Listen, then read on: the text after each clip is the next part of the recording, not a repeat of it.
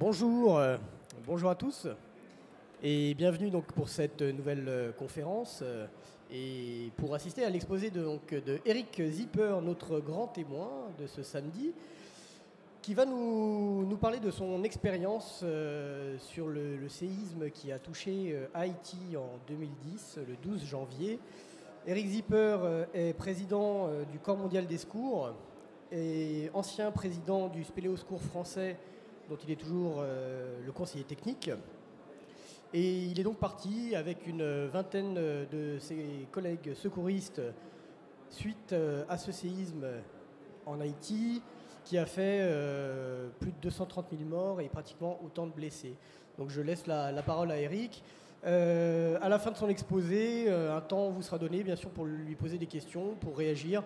Donc n'hésitez surtout pas à garder vos questions en tête et vous aurez tout le loisir de les exposer à la fin de son intervention. Eric, c'est à toi.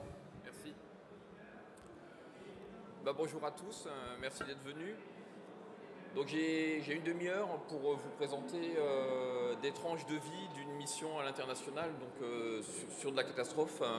Et ouais, il faut que j'arrive à pas de fenêtre. En l'occurrence à Haïti. Ce que je vais essayer de vous présenter, c'est de vous faire vivre un petit peu de l'intérieur aussi ce que c'est la vie d'un sauveteur sur un lieu de catastrophe. Donc je ne vais pas vous faire un PowerPoint très structuré avec beaucoup de chiffres et tout. Je vais vous donner quelques chiffres un peu pour resituer quelle était cette catastrophe et surtout vous montrer un petit peu quelle était la réalité de l'équipe sur place. Alors juste pour vous présenter un petit peu le Corps mondial de secours, c'est une ONG avec un agrément de sécurité civile et c'est une petite ONG mais qui existe depuis plus de 40 ans, donc qui a une longue histoire et qui avait été fondée par des gens comme l'abbé Pierre et Théodore Monod après la grosse catastrophe au Bangladesh. Donc depuis, on a travaillé pendant 40 années. Vous voyez qu'on a fait une cinquantaine de missions dans 26 pays. On a une vraie vocation à l'international, beaucoup plus qu'en France, parce qu'on n'est pas formaté pour ça. Puis heureusement aussi, en France, on n'est quand même pas un terrain où il y a énormément de grosses catastrophes.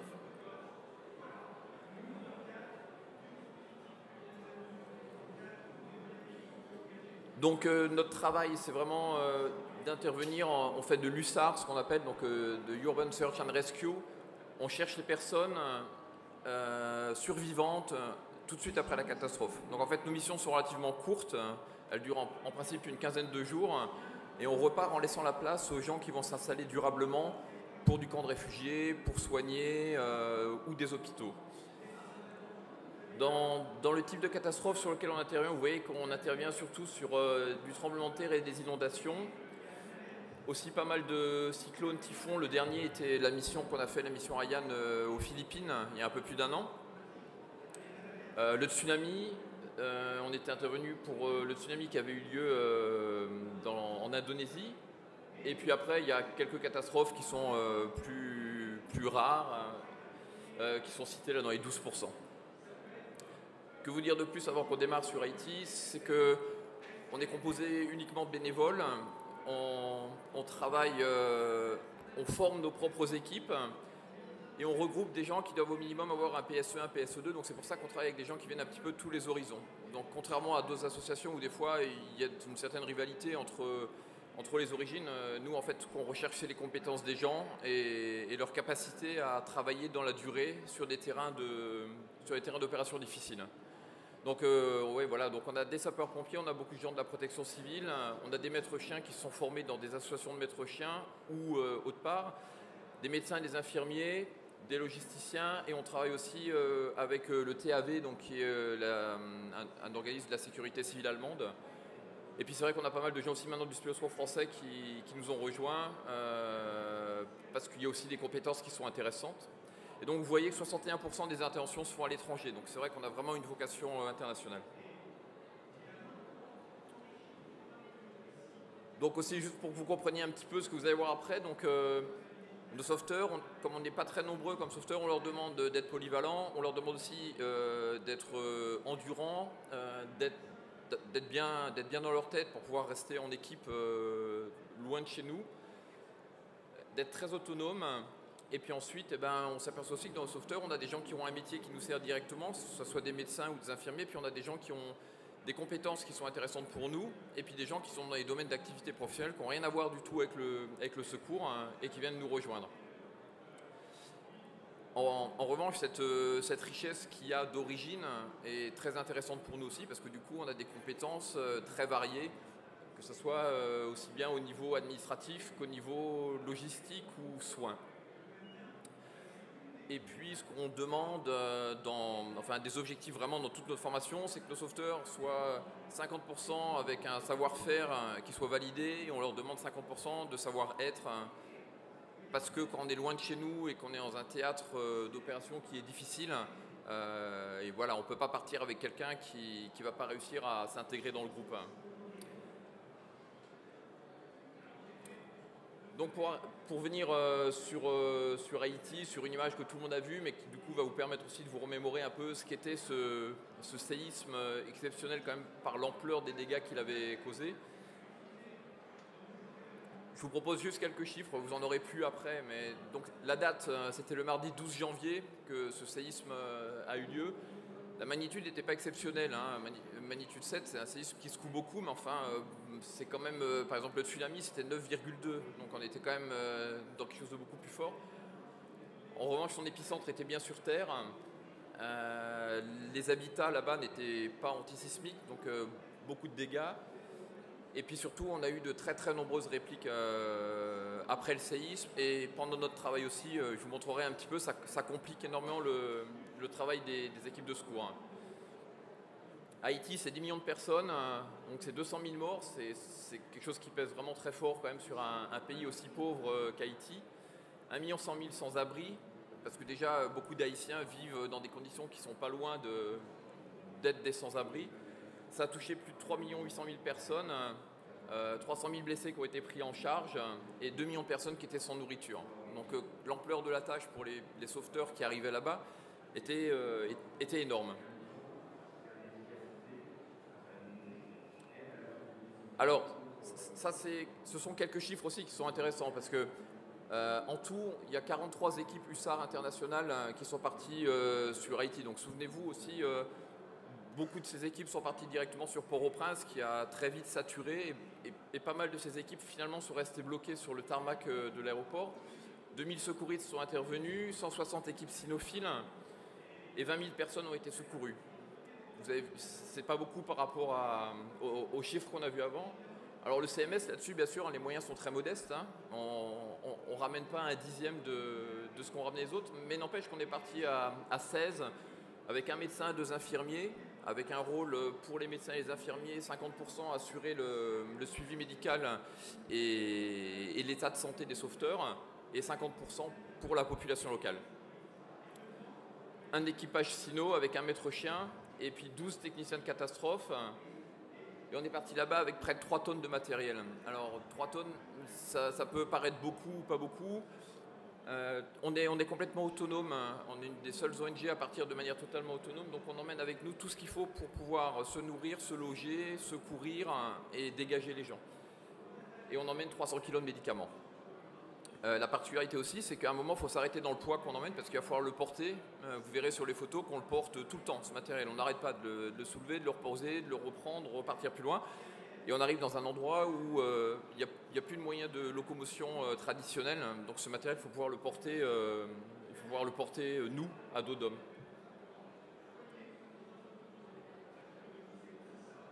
Donc, ce que j'ai fait, c'est que je vous ai regroupé quelques photos un peu par thème, et puis je vous expliquais quand même un petit peu les difficultés ou ce qu'on a pu partager en émotion et en travail.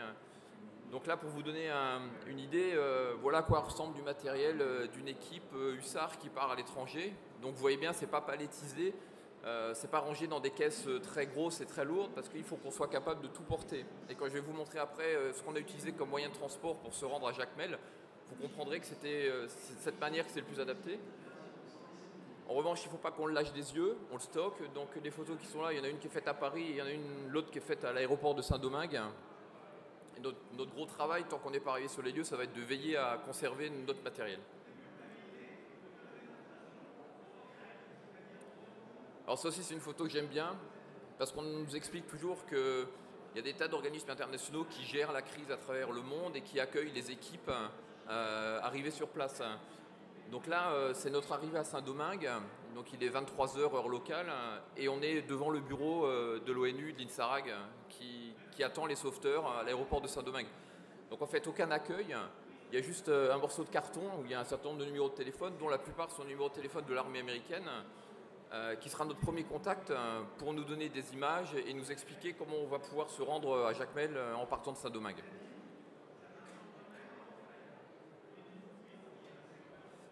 Alors un petit bout de carte pour vous expliquer le trajet qu'on a fait. Donc une des particularités du CMS aussi, c'est d'essayer de ne pas partir où tout le monde va forcément dès le début s'entasser parce que les médias sont là, parce que c'est la solution de facilité, les premiers sont déjà passés. Donc c'était le cas dans la mission quand on était parti en Thaïlande. C'est vrai que beaucoup de gens, par exemple, étaient partis à Banda Aceh, on avait choisi la Thaïlande.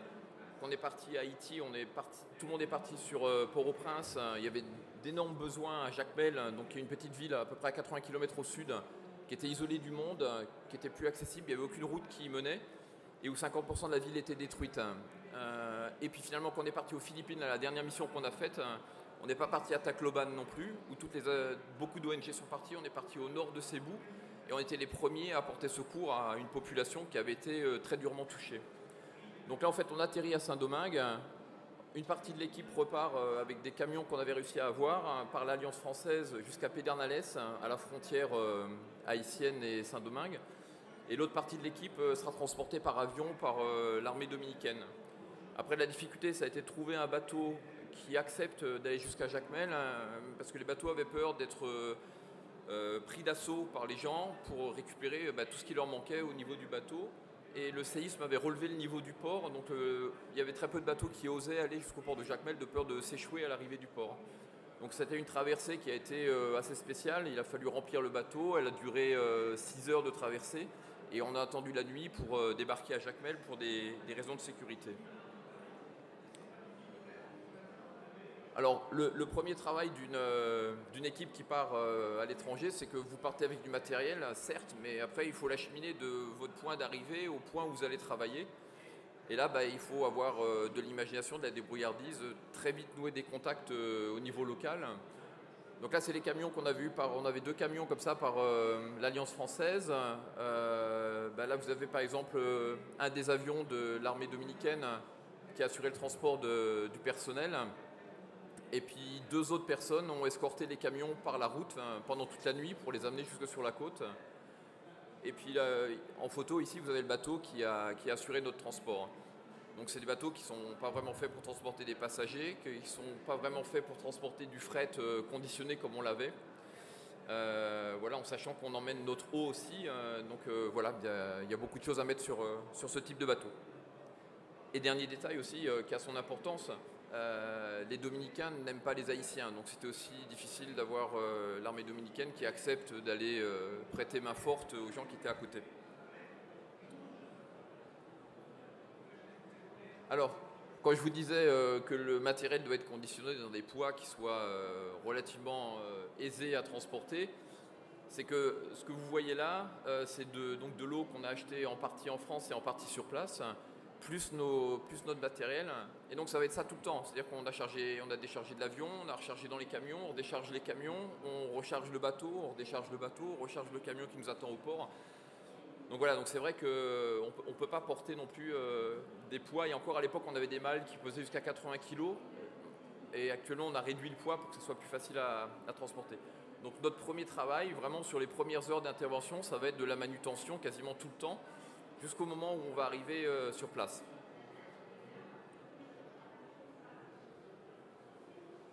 Et puis ensuite, alors il y a tout ce qu'on projette pendant ce voyage qui dure longtemps, qui dure des fois 2 jours pour arriver sur place. Et puis après, il y a la prise de contact avec la réalité qui nous attend. Donc là, par exemple, une des priorités, c'est d'assurer la sécurité de l'équipe qu'on emmène sur place. Donc de la sécurité toujours très dure à assurer dans des pays qui sont souvent pauvres, entièrement dévastés, où les gens ont faim, Vous arrivez avec du matériel qui peut leur servir, avec de la nourriture dont ils ont besoin et de l'eau. Donc il faut arriver à trouver un endroit sûr. Donc arrivé à Jacmel, l'endroit sûr qu'on avait trouvé, c'était un camp du PAM, du Programme alimentaire mondial, qui était défendu par une poignée de casques bleus. Et donc ils avaient des grands bâtiments donc qui sont des tentes sur une dalle en béton. Et c'est là qu'on a pu mettre en place, ça c'était l'endroit où on logeait. Le confort, c'était l'unique point d'eau et l'unique WC qu'il y avait sur l'ensemble du PAM. Donc voilà, on n'a pas oublié le robinet parce qu'on l'attendait longtemps. Et puis après aussi au niveau de l'installation, on a tout ce qu'il faut aussi pour faire nos repas. Et c'est aussi des choses à mettre en place. Donc voilà, là vous voyez un tout petit peu à quoi ressemble le cadre de vie hors opération. Ce qu'il faut aussi bien comprendre, c'est que sur un tremblement de terre, la vie de la mission est aussi compliquée par quelque chose, c'est que les répliques ne s'arrêtent pas. Autant quand vous intervenez après un typhon, le typhon étant passé, vous êtes dans une accalmie qui permet de se reposer correctement. Là, en fait, l'accalmie n'existait pas. La terre continuait de trembler et puis l'ambiance était vraiment celle d'une ville en ruine. Excusez-moi.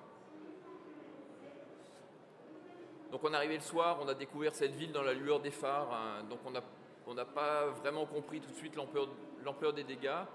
Et le lendemain matin, donc, on est parti en camion le plus loin possible. Et là, on a commencé à découvrir les quartiers et l'état des quartiers. Alors, le séisme y est pour beaucoup, la qualité du béton y est aussi pour beaucoup. Hein, c'est du béton de mauvaise qualité parce que les gens sont pauvres. Hein. Et puis c'est aussi du béton qui est fabriqué avec de l'eau de mer et qui donc du coup se dégrade très vite ensuite avec le temps. Donc voilà, c'est des maisons qui font toutes entre 3 et 4 étages, notamment les deux qui sont là-bas. Et puis c'est votre premier chantier sur lequel vous arrivez, c'est votre prise de contact avec la réalité.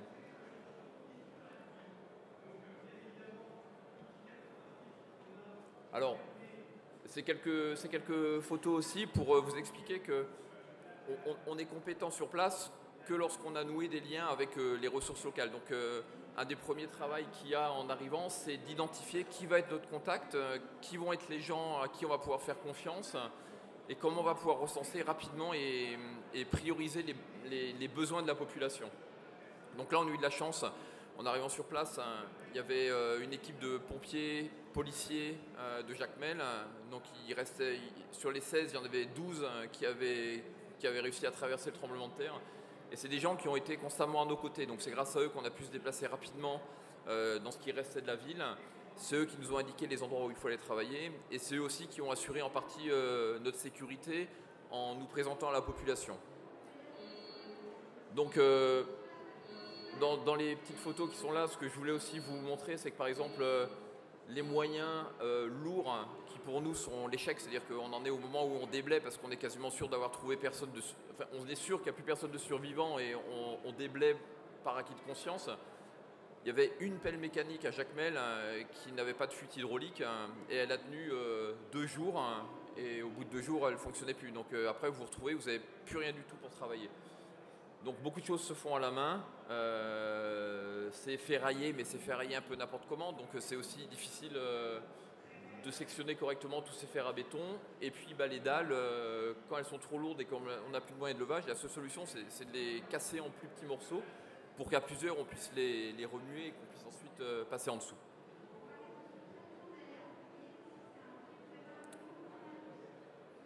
Alors nos sauveteurs, c'est aussi pour ça qu'on les forme sur 2 fois 10 jours au minimum avant qu'ils partent et que ce sont déjà des gens qui ont souvent une expérience du secourisme.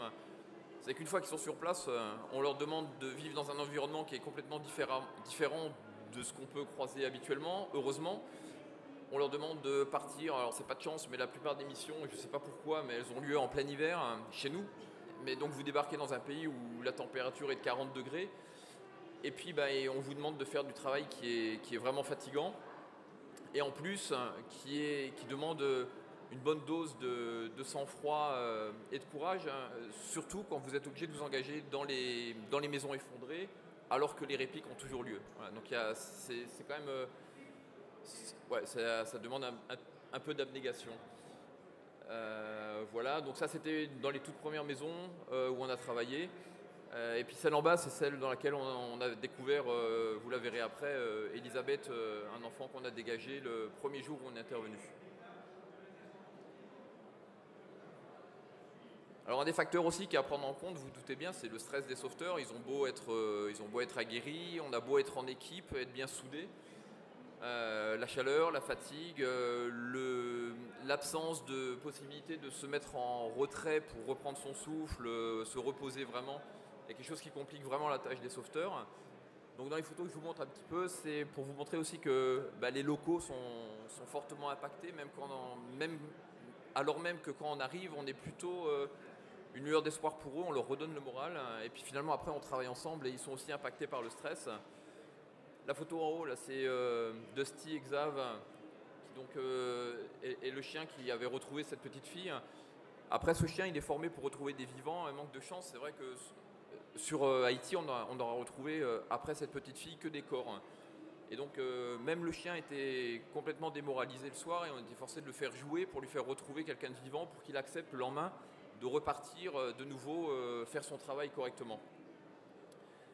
Voilà, et puis ensuite, c'est un petit peu tout le monde au fur et à mesure de la journée. Alors, l'immense avantage de travailler en groupe qui se connaît, c'est qu'on n'a aucun besoin de faire croire aux autres qu'on est en pleine forme. Voilà, on se comprend, on a le droit d'être fatigué à un moment, puis celui qui est fatigué à un moment, c'est celui qui va peut-être relancer l'autre qui était en pleine forme. Donc c'est vraiment un travail d'équipe, de relais, qui nous permet d'être efficace sur de longues durées. Donc l'équipe cynophile, alors on était parti avec un seul maître chien, un seul chien, ce qu'on ne fait jamais, on part toujours avec 2 équipages pour être sûr en cas de problème d'un des chiens de pouvoir en avoir un deuxième, et puis aussi parce qu'on travaille plus vite avec 2 chiens qu'avec un seul. Mais bon voilà, c'est un chien c'était sa première mission à l'international, c'est un chien qui est très très nerveux et très rapide et qui nous a vraiment fait gagner beaucoup de temps.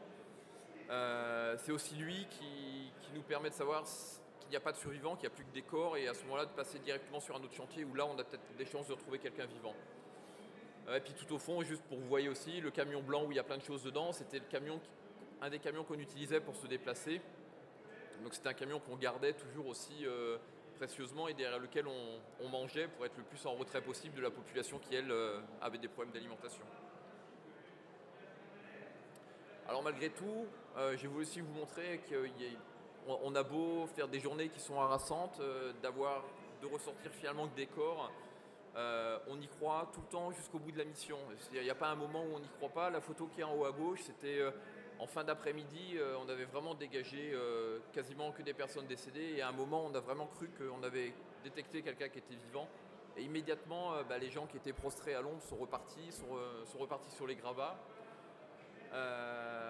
En cherchant, et puis après on a des clins d'œil aussi comme ça qu'on voit. Donc j'ai gardé cette photo de la pharmacie parce que le peuple haïtien, comme beaucoup de peuples pauvres, ont une foi qui leur permet aussi de se remettre sur pied, d'y croire à nouveau. Et on a été très sensibles notamment par le nombre de gens qui ont prié pour nous le temps qu'on était là-bas, ou qui nous ont donné des images pieuses qu'ils conservaient chez eux pour nous porter chance pendant qu'on était sur Jacmel.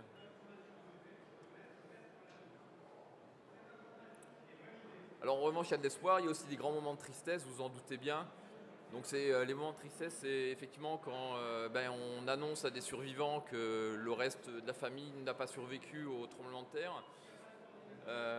C'est le cas aussi quand on creuse devant la famille qui est survivante, qui est réunie autour de sa maison et qui espère qu'on va pouvoir, à défaut de leur ramener de quelqu'un vivant, au moins leur extraire le corps des personnes qui sont décédées, et c'est pas toujours possible.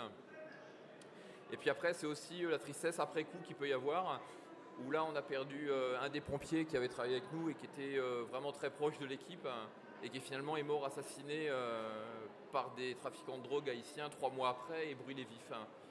Donc voilà, donc il y a aussi, même au retour, un sentiment parfois de tristesse et d'injustice qui est ressenti par l'équipe. À côté de ça, heureusement, il y a des moments de grand bonheur et de partage qui viennent compenser tous ces moments un peu difficiles. Donc là, c'est une des seules photos qu'on a d'Elisabeth au moment où elle a été dégagée. Donc elle, c'est une très belle histoire parce que non seulement on la retrouve vivante alors qu'elle a 17 jours, et qu'elle a passé 6 ou 9 jours, je ne sais plus, sous les décombres. elle retrouvera son père et elle retrouvera sa mère à l'hôpital qui sont vivants aussi. Donc finalement c'est une histoire qui se finit très bien. En haut aussi, c'était un moment qui, je pense, a ému tous les gens qui étaient là-bas. C'était les pompiers haïtiens de Jacmel qui nous remettaient le drapeau qui était sur leur caserne avant qu'on parte. En bas à droite, ça illustre aussi parfaitement une des choses qui est humainement très importante dans l'émission, c'est qu'on peut avoir des moments très tristes. Là, on venait de dégager le corps d'un nourrisson des décombres. Et tous ces enfants sont arrivés pour nous montrer qu'ils connaissaient Frère Jacques en français. Donc en fait, ils se sont installés en plein milieu des ruines, ils ont chanté Frère Jacques en français, on a chanté avec eux. Ils sont repartis comme des moineaux, quoi. Et puis nous, on a récupéré l'action où on en était. Et voilà, donc on apprend aussi à savourer ces petites bulles comme ça de joie qu'il peut y avoir pendant une mission.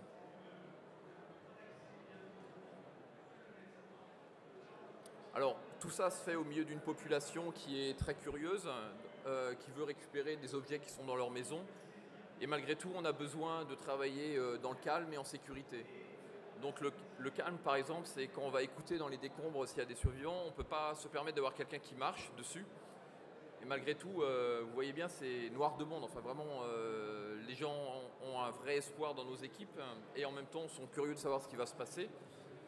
On a besoin aussi qu'il n'y ait plus personne qui marche sur les décombres quand nous, on est engagés dedans. Donc ça demande quand même une surveillance constante des quartiers.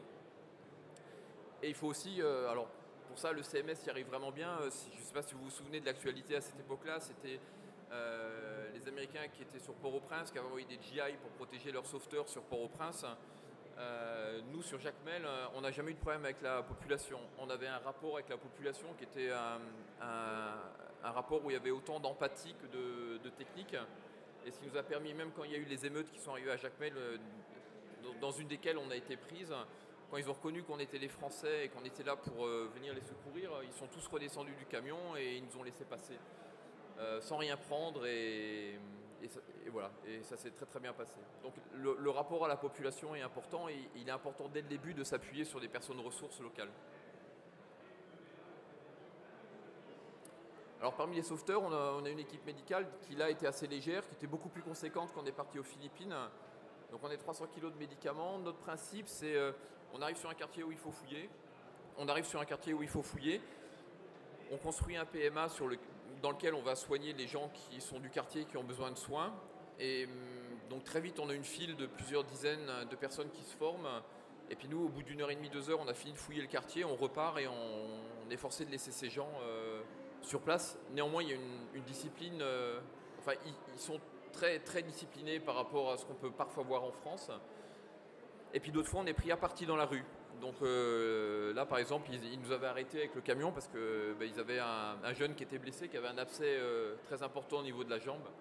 Et donc, on s'arrête et sur le coin d'un trottoir, on soigne la personne, on donne les médicaments qu'il faut, on explique aux parents comment ils vont devoir refaire les pansements et on repart autre part.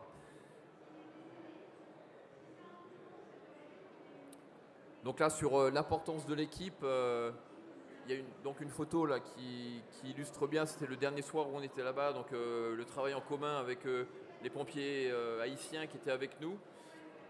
La remise du drapeau français au patron des pompiers de Jacmel. Alors l'équipe, c'est toute l'équipe, mais on travaille aussi en binôme. Donc c'est aussi la relation qui s'établit entre ces deux personnes-là, c'est-à-dire que chaque fois l'un surveille l'autre. Donc c'est aussi un moyen de tenir et d'être efficace. Et puis après, un des éléments qui était aussi super important sur cette mission, c'était le rapport que toute l'équipe avait autour de Dusty, le chien, qui finalement était un élément de gestion du stress assez amusant parce qu'il fallait le faire jouer le soir, il fallait s'en occuper. Et finalement, c'était un moyen aussi de changer un peu de rythme et d'histoire.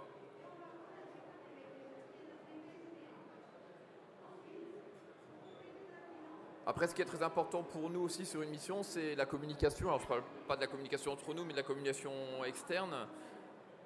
Parce qu'on est les premiers arrivés, on est sollicités. Les équipes de télé, de radio aussi sont souvent dépassées par l'ampleur de la catastrophe et ont parfois du mal à nous suivre.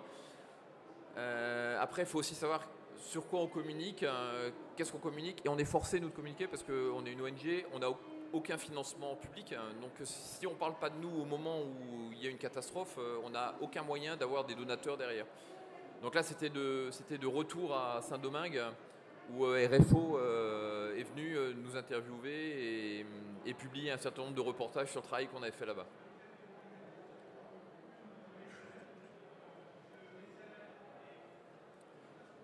Alors ça aussi c'est des photos que j'aime bien montrer. Alors, souvent on a l'impression quand on regarde ces photos là, on se dit ouais mais finalement ils sont souvent en train de se reposer et pas souvent en train de travailler.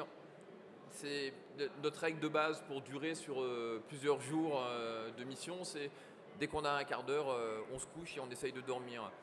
Donc les zones d'ombre étaient quand même relativement rares sur Haïti. Donc c'est vrai qu'on arrivait à trouver un endroit qui était un tout petit peu à l'ombre, où il faisait un tout petit peu moins chaud, et qu'on était relayé par une autre équipe, et ben on en profitait pour dormir, même si c'était qu'une demi-heure ou qu'une heure, mais pour essayer de récupérer. Voilà, même contre un pare-choc, même entre deux chantiers, voilà, ça permet de vite récupérer. Alors après, ça c'est deux photos un peu clin d'œil.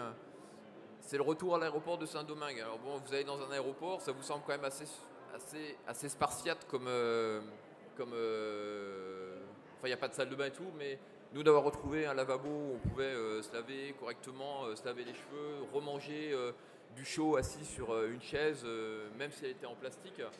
Voilà, bah ouais, c'était des vrais bonheurs de pouvoir retrouver un petit peu tout ça.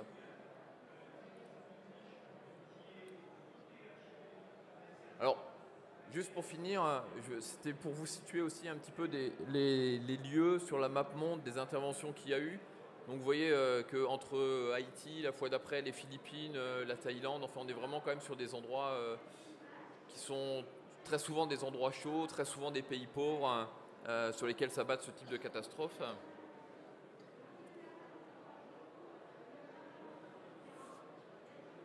Alors, dans ce qu'on doit faire pour arriver à remplir ce type de mission, c'est qu'on a vraiment des formations qui sont très rigoureuses, qui sont basées sur des référentiels qu'on suit à la lettre, mais qu'on remet aussi constamment au goût du jour.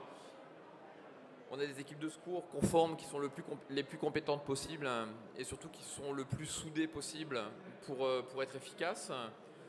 On développe des partenariats aussi, aussi bien pour avoir des moyens matériels que des moyens financiers ou même des moyens de connaissances et de compétences. On agit immédiatement et on part toujours dans un pays qu'une fois qu'on a trouvé un chantier. On ne part jamais dans un pays à l'aveuglette en se disant bon, on verra bien ce qu'on va trouver sur place. On a des contacts avant d'arriver et on a toujours une demande du pays qui nous demande de venir. Donc c'est vraiment, on n'est jamais parti pour ne rien faire, on est toujours parti avec un lieu de chute et des correspondants. Et puis on assure donc le support logistique aussi. Depuis la France, on a un gros travail de base arrière. On doit aussi communiquer au niveau des familles, on doit communiquer au niveau des employeurs et on doit communiquer au niveau des médias. Donc on a aussi il y a les gens qui partent et il y a à peu près le même nombre de personnes qui continuent à travailler en France pour que la mission puisse se reproduire la prochaine fois.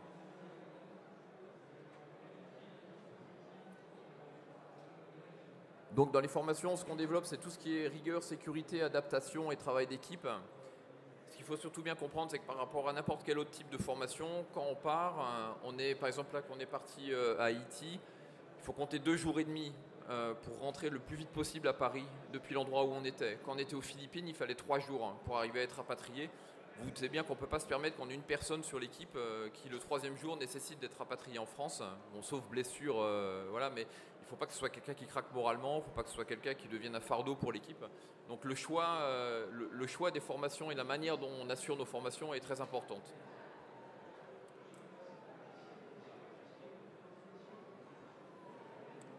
Donc à nos sauveteurs, c'est ce que je vous disais au début, on leur demande compétence, polyvalence, rigueur.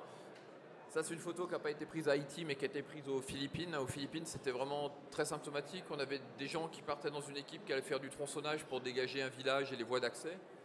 Ils revenaient et ils faisaient du PMA, du poste médical avancé. Ils aidaient les médecins, ils aidaient les infirmiers, on faisait du tri dans la population.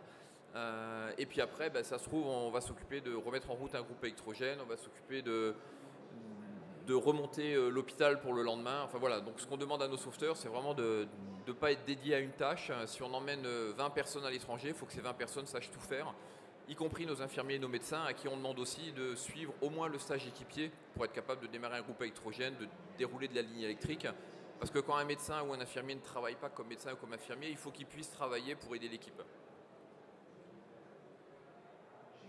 Et bien sûr, à la fin, ce que j'ai oublié de dire, c'est on leur demande aussi une grosse faculté d'adaptation, parce que c'est que comme ça que la mission pourra se passer correctement. Donc voilà, en gros, très rapidement brossé, j'avais pas non plus énormément de temps. Quelques tranches de vie et quelques ambiances par rapport à cette mission à Haïti. Eh bien, merci beaucoup Eric pour cette belle présentation. On va passer effectivement maintenant aux questions, si vous en avez, ou des réactions. Est-ce que quelqu'un a envie de s'exprimer ou de profiter de la présence d'Eric Zipper pour avoir des réponses à des questions? Non, pas tout de suite, parce que moi j'en ai quelques-unes. Donc du coup j'en profite, ça vous laissera peut-être le temps de réfléchir à vos propres questions. Je me demandais en fait, là tu nous as bien expliqué ce qui se passait sur place. On a eu un bel aperçu voilà, de vos interventions. Mais qu'est-ce qui se passe après l'intervention quand vous revenez ensuite en France? Est-ce que vous prenez aussi en compte ce retour et quel est, j'imagine, l'impact que ça peut avoir sur les secouristes? Alors oui, effectivement c'est quelque chose qui nous préoccupe depuis toujours. C'est d'arriver à gérer ce retour de mission correctement pour tous les sauveteurs avec une première difficulté, c'est que personne n'habite au même endroit. Donc on a vraiment des gens qui habitent partout en France. Une fois qu'on est rentré, qu'on a quitté l'aéroport, que chacun est remonté dans sa voiture ou dans son train, on sait qu'on ne pourra pas se revoir 3 jours après pour débriefer de ce qui s'est passé là-bas. Donc pour ça, on anticipe ce retour au maximum. On a la chance que ces missions se passent loin, donc on a toujours aussi un temps d'attente au niveau des aéroports. À Saint-Domingue, on a attendu 24 heures avant de rentrer. Le retour des Philippines, ça nous a pris 2 jours et demi. Donc on a le temps dans l'avion, à tous ces endroits-là, d'échanger. Et surtout, tous les soirs, on échange quand on est sur place en mission. Donc en fait, on démarre sur du débriefing technique. Et puis on finit sur du débriefing qui, très vite, n'est plus du tout technique, mais où chacun peut s'exprimer, peut exprimer ses peurs, peut exprimer ses doutes. Sans être jugé par le groupe, c'est aussi l'avantage d'avoir un groupe qui soit très soudé. Et puis pour répondre au dernier point de votre question, ce qu'on explique bien aussi aux sauveteurs, c'est qu'on l'explique au départ, avant de prendre l'avion, on leur explique que voilà, ils ont une vie qui est leur vie de tous les jours. On va partir, ils vont vivre 15 jours qui vont être exceptionnels et totalement hors normes, mais il faut qu'ils comprennent qu'au moment où ils montent dans l'avion, il y a un moment où il faudra fermer la parenthèse, c'est quand ils remonteront dans l'avion en partant. Et reprendre en compte la réalité, c'est-à-dire ce que je donne souvent comme exemple, c'est l'herbe qui n'a pas été tondue pendant 15 jours. Je veux dire, votre femme, quand vous rentrez, ça va, quoi. Au bout d'une demi-journée, elle est toujours restée sur la même ligne de valeur, elle n'a pas vécu ce que vous avez vécu. Le gamin, il a ramené un bulletin qui est absolument pas normal. Personne ne comprendrait que vous le remettiez, enfin, que vous ne lui disiez pas de mieux travailler. Donc c'est important à ça de s'y préparer en se disant que les valeurs qu'on avait avant, on va retrouver exactement les mêmes en rentrant et qu'il faudra les prendre en considération et faire un effort pour être raccord avec ça. Voilà. Sinon, on devient, je pense, rapidement très ennuyeux en rentrant. Et puis la vie devient très difficile parce qu'on ne comprend pas pourquoi les gens ne sont plus du tout en phase avec nous, alors que c'est nous qui sommes décalés par rapport à eux. Et tu nous expliquais aussi tout à l'heure que donc, le choix des secouristes au départ est très important, qu'il y avait 50% de savoir-faire et 50% de savoir-être. Comment est-ce qu'on arrive à jauger ce savoir-être? Parce que le savoir-faire, bon, c'est du technique à la rigueur, on connaît, ils ont des formations. Mais le savoir-être, c'est lors de vos formations qu'on arrive à identifier un peu Alors effectivement, c'est vrai que le savoir-faire, c'est très facile. C'est juste savoir est-ce qu'il sait reconnaître une poulie, est-ce qu'il sait mettre une tyrolienne en place, est-ce qu'il fait un relevage correct. Donc on met des croix dans des cases. Et en fait, on fait exactement pareil pour le savoir-être. On fait des formations qui durent entre 9 et 10 jours. On est sur le terrain, on les fait travailler dans des conditions et on les loge dans des conditions qui sont alors, je sais pas, on peut pas dire le plus proche de ce qu'ils vont vivre en mission, mais pas loin.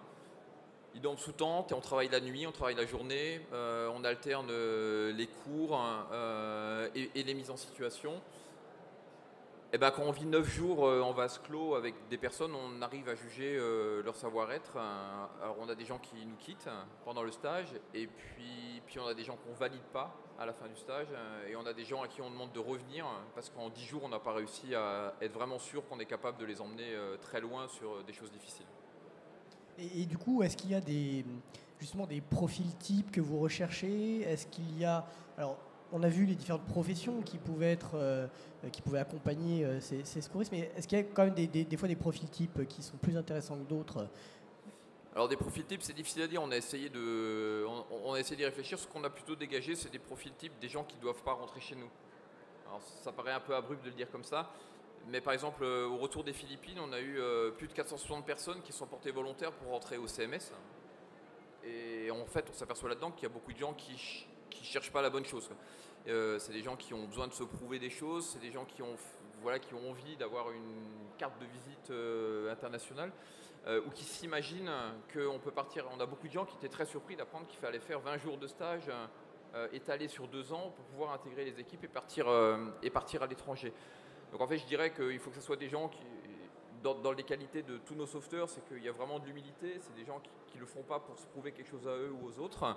C'est des gens qui sont prêts à se former et puis c'est des gens souvent qui sont déjà bien stabilisés au niveau de leur vie professionnelle et de leur vie privée. Alors justement, au niveau de la vie professionnelle, parce que vous partez, vous ne savez pas quand vous allez partir, hein, ça dépend effectivement des événements. Tous ces secouristes ont un métier. Comment est-ce qu'on gère la relation avec l'employeur? On ne sait pas forcément quand est-ce qu'on va revenir. Comment ça se passe, ça? Alors on sait quand même toujours à peu près quand on va revenir, quelques jours près. On n'a pas une date précise. Ce qu'on demande à tous nos sauveteurs quand ils sont déclarés opérationnels, c'est qu'ils prennent contact avec leur employeur pour leur expliquer qu'un jour ou l'autre, ils vont peut-être être amenés à partir et être absents pendant une quinzaine de jours. Alors il y a des métiers où c'est juste pas possible. Il y a des métiers où c'est possible, mais on a besoin d'écrire à l'employeur, on a besoin de le convaincre en lui disant que ça va se passer une fois tous les ans, une fois tous les 2 ans. Voilà, ils ne vont pas être partis tous les mois, 15 jours. Et puis après, il y a des employeurs qui jouent très bien le jeu. Il y en a même qui maintiennent le salaire en disant voilà, c'est le rapport à la cause, quoi. Donc c'est très très varié. Ensuite, nous, ces employeurs qui ont permis à leurs employés de partir, on les soigne aussi pendant la mission. C'est-à-dire que notre base arrière appelle les employeurs, leur envoie les comptes rendus de mission, ce qui se passe au jour le jour pendant la mission, et on les tient informés pour qu'ils fassent partie prenante en fait de la mission. Mais merci. Est-ce que ça a suscité d'autres questions non, dans le public? Non, vous ne gagnerez donc pas le prix du meilleur public. Si, voilà. Est-ce qu'on peut avoir un micro dans la salle?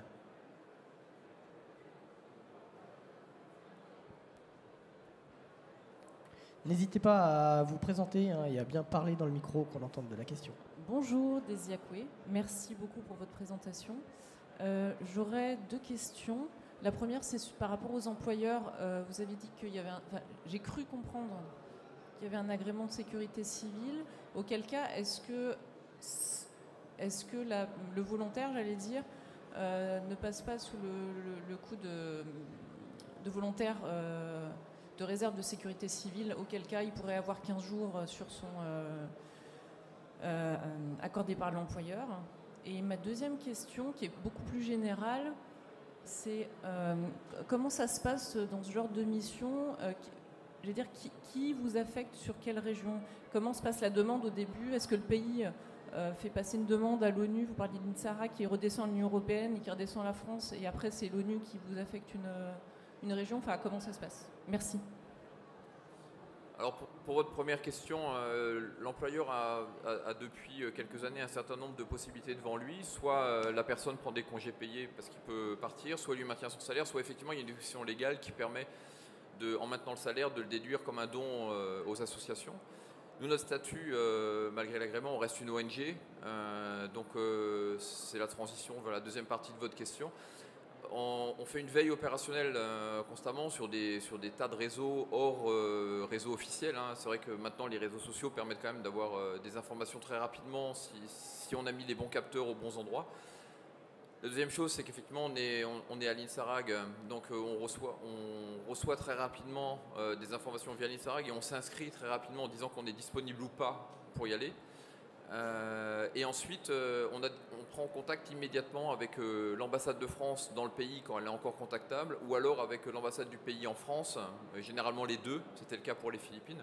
Et avec eux, on commence un dialogue pour être sûr qu'ils aient besoin de nous et être sûr que si on part là-bas, on sera vraiment utilisé. Voilà. Donc en fait, l'information, il n'y a personne qui nous dit vous, le CMS, vous partez à tel endroit, à tel moment, ce sont les limites de l'ONG.